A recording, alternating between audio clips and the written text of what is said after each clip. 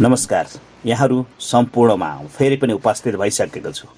Abraham लिङ्कनको biography अथवा महान नेताको जीवनीको आज दोस्रो श्रृङ्खलामा उपस्थित भइसकेका छौँ। आशा छ अबको 20 मिनट हामीसँग रहनुहुनेछ। नयाँ कामको खोजी उनले कसरी गरेका थिए हामीले हिजो त भन्यौँ नि, होइन? उनी कुन बेला एनीसँग प्रेम गरे, उनले कुन बेला असफलतामा गुज्रेका थिए र कुन बेला चाहिँ कष्टपूर्ण जीवन बितिसकेको थियो। सौतेनी आमाको माया कस्तो थियो, उनको बाल्यकाल कस्तो थियो, पुनः बसाइसराई कहाँबाट कहाँ गरेका थिए र त्यो सँगसँगै त्योभन्दा अगाडि आमाको निधन कसरी भएको थियो, यी यावत कुराहरू तपाईँसँग हामीले जोडिसकेका छौँ। र उनको पढाइ जुन कस्तो थियो र उनले पढ्न नपाइसकेपछि सामाजिक रूपले उनले आफूलाई कसरी पढ्नको लागि प्रेरित गरे, उनको बाल्यकालदेखि लिएर सबै कुरा तपाईँहरूसँग हामीले सेयर गरिसकेका छौँ। अबको आजको यो श्रृङ्खलामा हामी नयाँ कामको खोजीबाटै तपाईँहरूसँग सेयर गर्दैछौँ। लिङ्कन हरेक पल नयाँ बाटो खोज्नका लागि क्रियाशील भइरहन्थे। जीवनमा कहिल्यै उनी सफल व्यक्ति हुने भन्ने चिन्ता उनको मन मस्तिष्कमा झुन्डिरहन्थ्यो। यही चिन्तासहित उनले नयाँ बाटो पहिल्याउने प्रयास गर्न थाले। सन् 1832 अप्रिलमा अमेरिकामा रेड इन्डियन आदिवासीहरूले गोरा शासकहरूबाट आफूमाथि भइरहेका दमन विरुद्ध फेरि विद्रोह गरे। यस विद्रोहलाई ब्ल्याक हक कलार भनिन्छ। त्यस विद्रोहमा गोराहरूका तर्फबाट युद्ध लड्न लिङ्कन पनि तम्सिएका थिए र तम तयार भए। समाजसेवी कम्पनीहरूको क्याप्टेनको रूपमा उनी 3-4 महिनासम्म युद्ध क्षेत्रमा गए, तर पनि उनले युद्धमा लड्न चाहिँ परेन। यो युद्धमा जानु परेकाले उनको स्टोर किपरको काम पनि गुम्यो। युद्ध क्षेत्रमा बाट फर्केपछि युवा लिङ्कनको अगाडि एउटा जब्बर प्रश्न उभिन आयो। अब के गर्ने, के काम गरेर हातमुख जोड्ने? स्टोर किपरको काम उनले आफ्ना पिताको खेतीको कामप्रति अरुचि भइरहेको थियो। वाद विवाद, समाजको छलफल र अन्य सामाजिक कामहरू गर्ने क्रममा उनी राजनीतितिर आकर्षित भएका थिए। उनलाई यसै बेला लागेको थियो आफ्ना पिताहरूको खेतीको कामबाट मुक्त भएर जीवनको नयाँ बाटो निर्माण गर्नुपर्छ। यसको लागि राजनीतिक काम गर्नुपर्छ। समाजमा राजनीतिक कार्यकर्ताले छिटो सफलता हासिल गरिरहेको पनि उनले देखे। राजनीतिक बाटोमा पाइला उनको कसरी बढ्यो त? उनले जसरी यो राजनीतिक कार्यकर्ताले छिटो सफलता हासिल गरिरहेको देख्दाखेरि उनी राजनीतिक बाटोको पाइलामा उनी अगाडि बढे। उनी बाटोमा पाइला चाल्ने सुरु गरे। लिङ्कनले युद्ध क्षेत्रबाट फर्किन साथ राजनीतिमा प्रवेश गर्ने निर्णय गरे। हुन पनि उनी बस्तीमा कुशल वक्ताका रूपमा चर्चित थिए। त्यतिखेरसम्म दयालुपना र सहयोगी व्यवहारका कारणले उनी न्यू सालेम बस्तीका मानिसहरूमा प्रख्यात भइरहेका थिए। तर्क गर्ने, बोल्ने र नयाँ नयाँ कुरामा विशेष रुचि राख्ने आफ्नो क्षमताका कारण उनले बस्तीमा भद्र आदमीहरूको समर्थन र सहयोग पाइरहेका थिए। राजनीति गर्ने निश्चयका साथ उनले छिट्टै हुन लागेको इलिनियोस राज्यसभाको सदस्य पदमा उठ्ने निर्णय गरे। स्टोर किपरको काम गर्दा गर्दै राजनीतिप्रति अत्याधिक चासो लिन थालेका लिङ्कनले न्यू सालेममा चुनावी अभियान चलाए। राजनीतिका कच्चा खेलाडी भएको कारणले उनी चुनावमा नराम्ररी पराजित भए।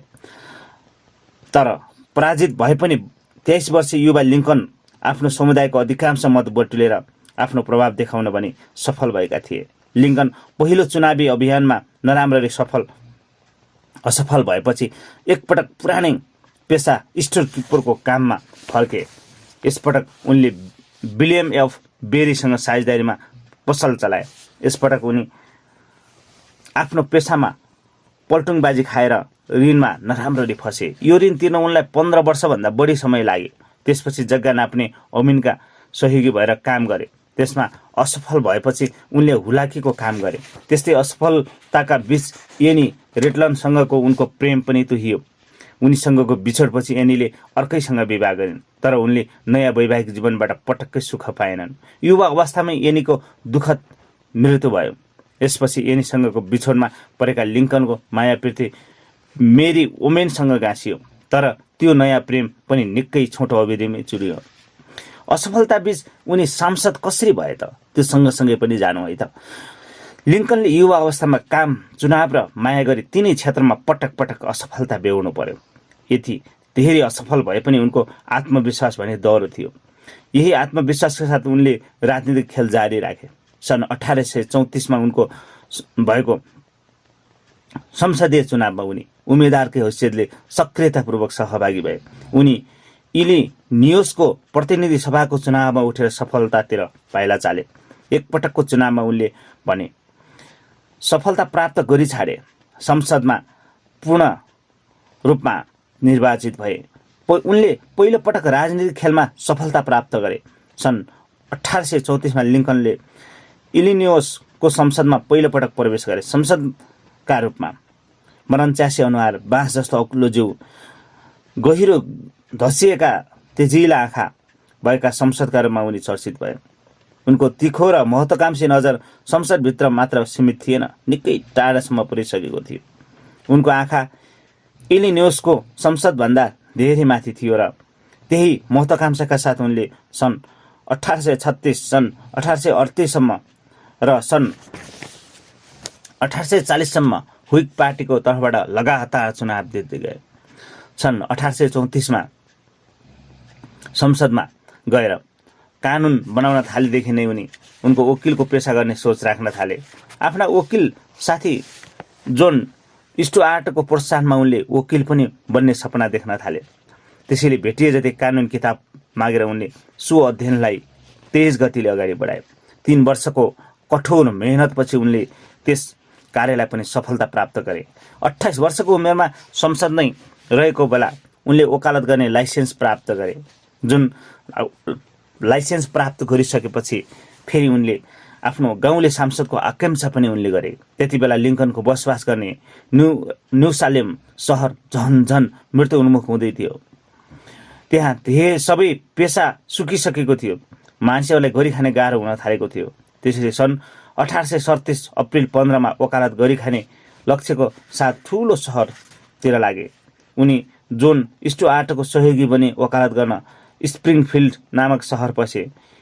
इलिनियोस राज्यको राजधानीका रूपमा रहेको स्प्रिङफिल्डमा सम्भावनाहरू बढी थिए, कम्तीमा पनि न्युसालेममा भन्दा धेरै नै।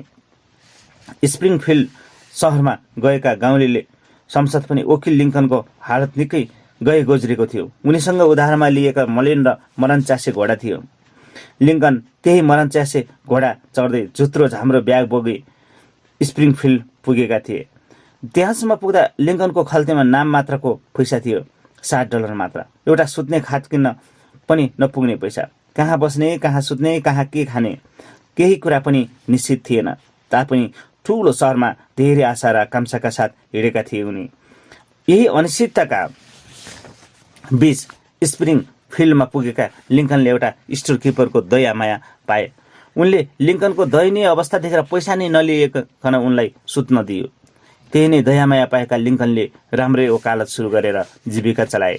वकिल लिङ्कनका तर्फबाट विचारलाई अत्यन्त कुशलतापूर्वक राख्न सक्ने क्षमता पनि थियो। यही क्षमता, लगनशीलता र कठोर परिश्रमका साथ काम गर्दै जाने क्रममा लिङ्कन 2-3 वर्षभित्र प्रथम दर्जाका वकिल बने। एकपछि अर्कोसँग साझेदारी गर्दै उनले आफ्नो व्यवसायलाई फलाउने काम गरे। महत्त्वाकांक्षी केटीसँग विवाह उनको के भयो त भन्दा लिङ्कनको स्वभावको चर्चा गर्दा उनी अलिअलि लज्जालु खालका थिए। त्यसपछि केटीसँग बोल्न त उनलाई झनै गाह्रो हुन्थ्यो। तर संसद र वकिल भइसकेका कारण समाजका सबै तहका महिला र पुरुषसँग उनको सम्पर्क भइरहन्थ्यो। कामकै सिलसिलामा धनीमानी घरका परिवारहरूसँग पनि उनको उठबस भइरहन्थ्यो। यस्तै उठबसको क्रममा यस सहरका सबैभन्दा धनी व्यक्ति रोबर्ट स्मिथ टोडसँग उनको सम्पर्क हुन थाल्यो। उनी अमेरिकाको दक्षिणी क्षेत्रका चर्चित बैंकर थिए। केन्टकीबाट आएका बैंकका मालिक रोबर्ट स्प्रिङफिल्ड सहरका प्रख्यात नागरिक थिए। लिङ्कनको व्यवसायसँग जोडिएको कामको सिलसिलामा घर आइजाइ गर्दा गर्दै उनकी छोरीसँग लिङ्कनको आँखा जुझ्यो।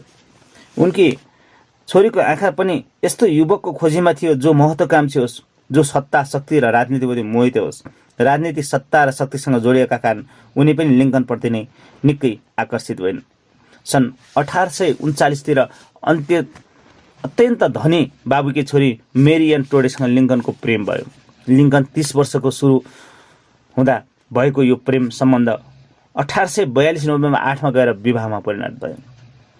लिङ्कन र मेरी बीच धेरै कुरामा असमानता थियो, तर देखिने गरी समानता भएको विषय हो सत्ता, शक्ति र राजनीतिप्रतिको महत्त्वाकांक्षा। उनीहरू बीचको असमानताको कुरा गर्ने हो भने उनीहरूले लवाई खावाई र रुचिमै पनि धेरै भिन्नता थियो। केन्टकीबाट आएकी मेरीको परिवारमा काला जातिका दासहरूका मालिक थिए, तर केन्टकीबाट आएको लिङ्कनको परिवार भने दास राख्ने हैसियतभन्दा निकै टाढा थियो। अझ आफै दासले जस्तै काम गरी खानुपर्ने हैसियत थियो लिङ्कन परिवारको।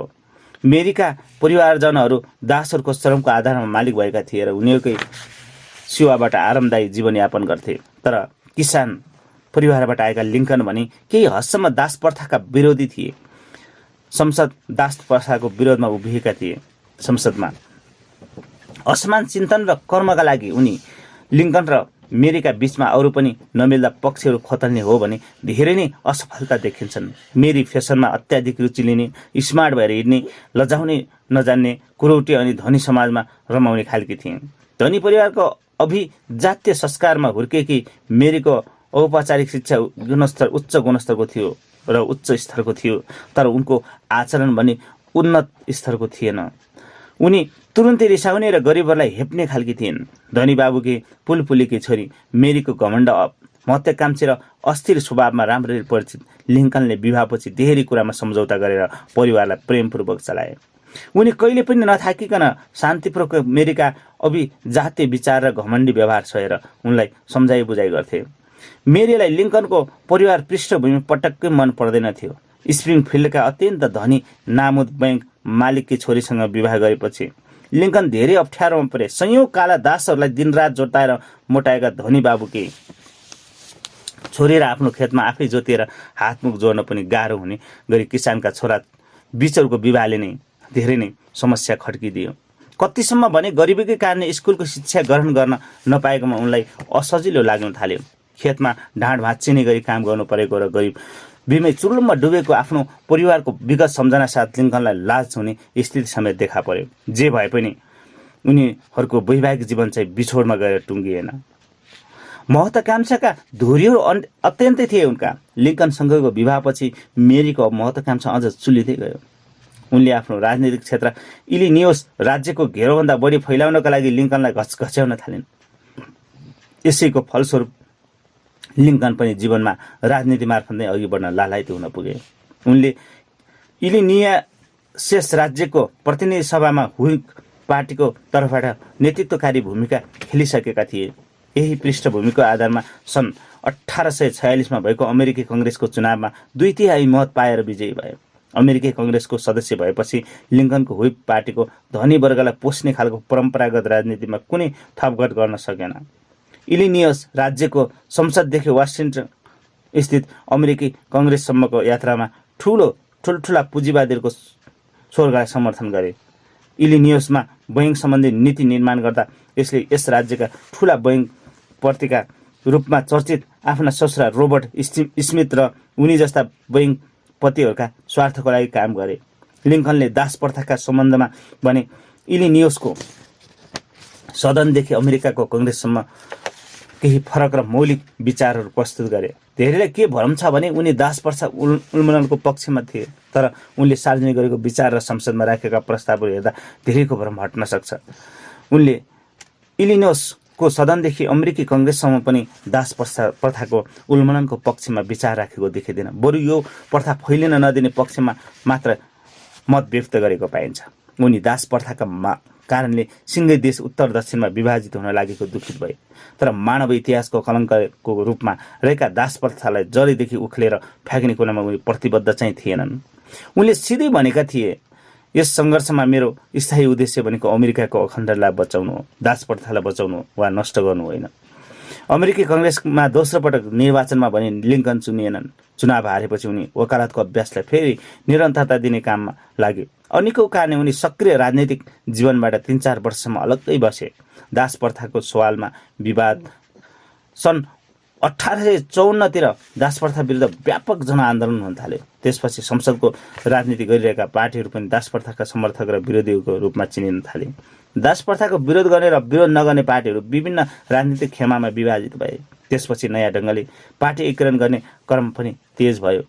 यसै क्रममा दास प्रथाका विरोधीका रूपमा देखाउन चाहिँ हुइक र डेमोक्रेटिक पार्टीका विभाजित समूहबीच एकता हुन थाल्यो। अमेरिकाको उत्तरी राज्यका धनीहरूको समर्थन र सहयोगमा नयाँ पार्टीको रूपमा सन् 1854 रिपब्लिकन पार्टीको जन्म भयो। नयाँ पार्टीको रूपमा उदय भएको रिपब्लिकस पार्टीले दास प्रथाको बारेमा सुधारवादी मत प्रस्तुत गरे। त्यसबेला अमेरिकी दक्षिणी राज्यहरूमा दास प्रथा आधिकारिक रूपमा चलिरहेको थियो।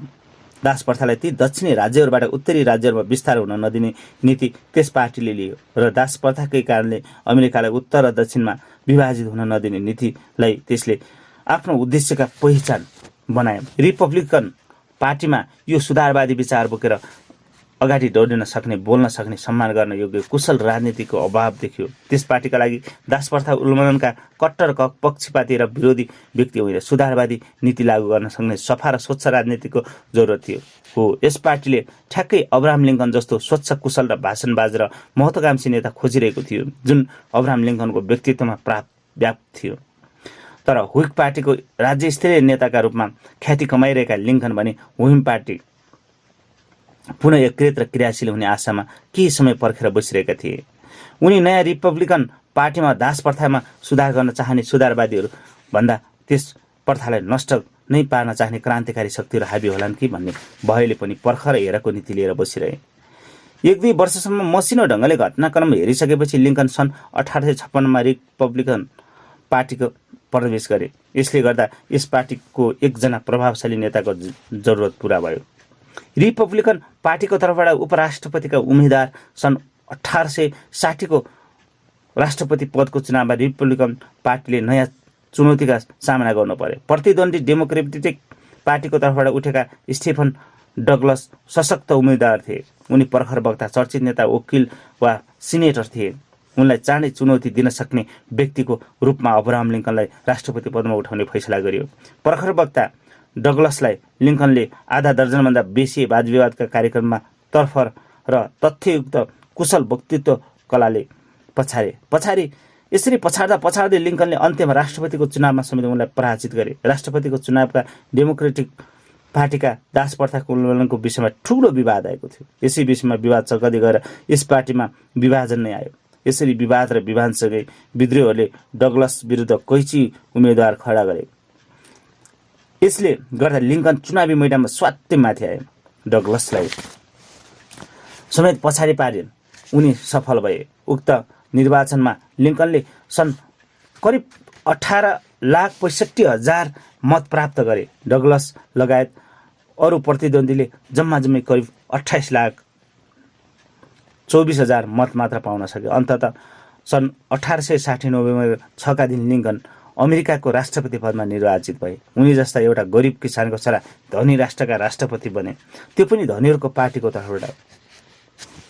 राष्ट्रपतिका उम्मेद्वार लिङ्कनलाई सानी केटीको चिठी पनि थियो त्यसै बेला। जुन बेला सानो केटीको चिठी कस्तो थियो त आउनुहोस् लागौँ एकैछिनपछि हामी तपाईँसँग सेयर गर्नेछौँ। लिङ्कन एक घडावान वक्ता थिए। उनी गम्भीर कुरा अनि मिठो गरी भन्न सक्ने। सन् 1832 मा उनी राजनीतिमा लागे। चुनाव लडे, हारेर फेरि जिते।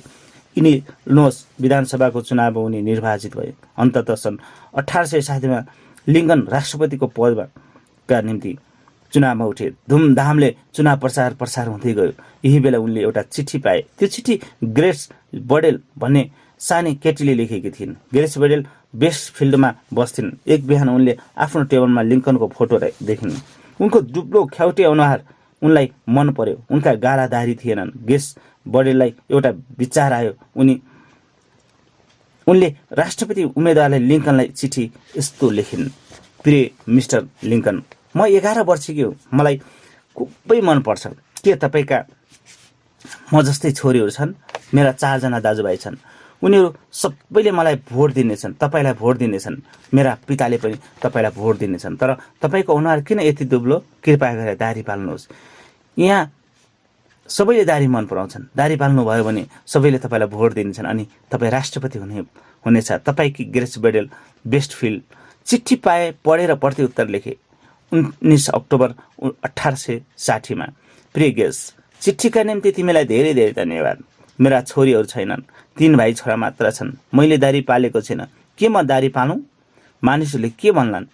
तिम्रो खुबै राम्रो मित्र अब्राहम लिङ्कन, स्प्रिङफिल्ड। अर्को वर्ष 16 फेब्रुअरीको दिन ब्रेसफिल्डको स्टेसनमा एउटा ट्रेन रोक्यो। यसमा अब्राहम लिङ्कन थिए, संयुक्त राज्य अमेरिकाका नयाँ राष्ट्रपति। त्यहाँ मानिसहरूको अपार भिड थियो। ग्रेस बेडेलले पनि त्यहाँ आएकी थिइन्। लिङ्कन ट्रेनबाट बाहिर निस्के, सबैले उनको जय जयकार गरे। यहाँ एकजना मेरी सानी मित्र छिन्, ग्रेस बेडेल भन्ने लिङ्कनले सबैलाई सुनाउँदै भने। मानिसहरू छक्क परे। त्यही बेला ग्रेस बेडेलले भिड छिर्छेलेर अगाडि आइन्। राष्ट्रपति लिङ्कनको उनलाई हातमा लिएर ग्रेसले उनको अनुहार हेरेर, उनको गालामा अहिले दारी थियो। ग्रेस लिङ्कनले भने, मैले यी दारी तिम्रै निम्ति पालेको हुँ। त्यसपछि गृहयुद्धको आगो अमेरिकामा कसरी लाग्यो त? अमेरिका दक्षिण राज्यका व्यापक रूपमा चलिरहेको दास प्रथाको विरोधमा सुधारवादी सोचाइसहित चुनावी अभियानमा सञ्चालन गर्ने क्रममा लिङ्कनले यो राष्ट्र आधा दास र आधा स्वतन्त्र भएर जिउन सक्दैन भनेर घोषणा गरेका थिए। चुनावको परिणाम निस्कनुभन्दा अगाडि दक्षिणका दास राज्यका मालिकहरूलाई लागि अब्राहम लिङ्कनको रिपब्लिकन सरकार आएमा दासहरूलाई जोतेर स्वर्गको सुख सयल भोग गर्न पाइने छैन। फेब्रुअरी 23, 1861 मा नवनिर्वाचित राष्ट्रपति लिङ्कनले वासिङटन स्थित व्हाइट हाउसमा पदभार ग्रहण गरे। उनी राष्ट्रपतिको कुर्सीमा बस्नुभन्दा अगाडि नै दास राज्य साउथ क्यारोलिनाले भने लिङ्कनको नेतृत्वमा चल्ने अमेरिकाको घेराभित्र नबस्ने घोषणा लिङ्कनको नेतृत्वमा चल्ने अमेरिकाको घेराभित्र नबस्ने घोषणा गरेको थियो। उनको पदभार लिइसकेको साउथ क्यारोलिना जस्तै अरू दक्षिणी राज्यहरूले पनि विद्रोह गर्न थाले। अलाबामा, लुइयाना, मिसिसिपी, फ्लोरिडा, जर्जिया र टेक्सास नामक राज्यले अमेरिकाबाट अलग्गिएको घोषणा गरे। तिनीहरू अमेरिकाको राज्यमण्डल नामक छुट्टै देश बनाए। 12 अप्रिल कन्फेडरेट समर्थन दक्षिणका दासहरूले चार्ल्सटन बन्दरगाह स्थित फोर्ट समटेर नामक सैनिक अखेडामाथि बम वर्षा गरे। देश र सरकार विरुद्ध विद्रोह गर्ने क्रममा तिनीहरूले हिंसात्मक आक्रमण गर्न थालेपछि अमेरिकामा गृहयुद्ध सुरु भयो। केही दिनपछि भर्जिनिया, अर्कान्सास, नर्थ क्यारोलिना र टेनेसी जस्ता राज्यहरू पनि कन्फेडरेटमा सदस्य भएपछि गृहयुद्धमा विद्रोहहरूको पक्षमा शक्ति वृद्धि भयो। विद्रोहहरूले रिचमन्डलाई राजधानी घोषणा गर्दै जेफरसन डेभिसलाई राष्ट्रपति बनाएपछि गृहयुद्धको आगो चारैतिर फैलियो। अमेरिकाको प्रथम क्रान्तिदेखि नै दास प्रथा समर्थक र विरोधी राज्यहरूमा विभाजित अमेरिका गृहयुद्धपछि दास प्रथाको विवादमा दुईवटा परस्पर विरोधी राष्ट्रको रूपमा बाँडियो। तापनि लिङ्कनको नेतृत्वमा रहेको अमेरिका उत्तरी राज्यका धनी र उनीहरूका पार्टी र सरकारले पनि दास प्रथा निर्मूलन पार्ने गर्ने प्रमुख समस्यालाई व्यवस्था गरिरहे। उनीहरूले दास प्रथालाई बचाएर हुन्छ कि हटाएर हुन्छ, अमेरिकाको अखण्डतामा र संविधानको सर्वोच्चता बचाइराख्नुपर्ने राग अलापिरहे। त्यसैले गृहयुद्धको 2 वर्षसम्म पनि उत्तरको लिङ्कन सरकारले दक्षिण राज्यहरूसँग दास सम्झौता गर्ने वा निर्णायक आक्रमण गर्ने कुरामा कुरेर बस्ने वा हेर्ने नीति लिइरह्यो। दास प्रथा विरुद्ध लिङ्कन दक्षिणका दासहरू गृहयुद्धको क्रममा आफूभन्दा शक्तिशाली राष्ट्रको रूपमा रहेको उत्तर अमेरिकाका सैनिकहरूलाई झन्झन पेल्दै परास्त गर्दै अगाडि बढ्न थाले। यसरी उत्तरतिर बढ्न थालेपछि त्यति बेला उत्तर र दक्षिण दासहरू र दास प्रथाका विरोधीहरू शान्तिपूर्ण सशस्त्र कारबाहीमा तेज पारे। यसको दबावमा पनि लिङ्कन प्रशासनले दक्षिणका दास राज्यहरू विरुद्ध नयाँ हतियारको रूपमा मुक्तिको घोषणा गर्यो, जुन प्रयोग गर्यो। यो हतियार हो दक्षिण दास राज्यका दासहरू स्वतन्त्र बनाउने घोषणा। यो घोषणापछि उत्तरका स्वतन्त्र काला जातिका मानिसहरू अत्याधिक मात्रामा सैनिक सेवामा भर्ती भए। त्यसले दक्षिणतिर भइरहेको दास विद्रोहमा आगो थप्ने काम गर्यो। लाखौं कालाहरू एकसाथ गृहयुद्धमा होमिएपछि गृहयुद्धले निर्णायक मोड लियो। सेनापति जनरल ग्रान्टले जोरदार फौजी अभियान चलाएर उनले न्यू ओर्लिन्स, गेटिसबर्ग र भिक्सबर्गमाथि कब्जा जमाए। अन्त्यमा उनको फौजले कन्फेडरेट राज्यको राजधानी रिचमन्डमाथि कब्जा जमायो। दक्षिणी राज्यमा सैनिक कमान्डर जनरल रबर्ट ईले ग्रान्ट समक्ष आत्मसमर्पण गरे। त्यसपछि 9 अप्रिल 1865 मा गृहयुद्धको अन्त्य भयो। लिङ्कनको नेतृत्वमा भएको त्यही 4 वर्ष लामो गृहयुद्धलाई अमेरिकाको दोस्रो क्रान्तिको नाम दिएको छ। यस दोस्रो क्रान्तिमा अमेरिकाको इतिहासमै बढी अमेरिकी नागरिकहरूले ज्यान गुमाउनु पर्ने, अन्ततः दोस्रो क्रान्तिको नेतृत्व गर्ने लिङ्कनको हत्या समेत गृहयुद्धमा पराजित दक्षिणी दास राज्यका समर्थनबाट हत्याराबाट भयो। गृहयुद्धले गर्दा अमेरिकामा दास प्रथा औपचारिक रूपमा समाप्त भयो। त्यसको श्रेय अब्राहम लिङ्कनलाई नै दिइने गरिन्छ। मित्रहरू, हामी आजको यो दोस्रो श्रृङ्खला यति नै भन्नुपर्छ। बाँकी फेरि तेस्रो श्रृङ्खला लिएर आउनेछौँ। लिङ्कन र दास प्रथाको अन्त्य कस्तो भएको थियो, यो कुरा नै विशेष रहनेछ। आगामी दिनमा सुन्ने कोसिस गर्नुहोला। नयाँ हुनुहुन्छ लाइक, सेयर र सब्सक्राइब गर्न चाहिँ नबिर्सनुहोस्। नजिकै रहेको बेल आइकन थिच्न नबिर्सनुहोला। आजको यो श्रृङ्खला यति नै। हस्त, नमस्कार, जय होस्।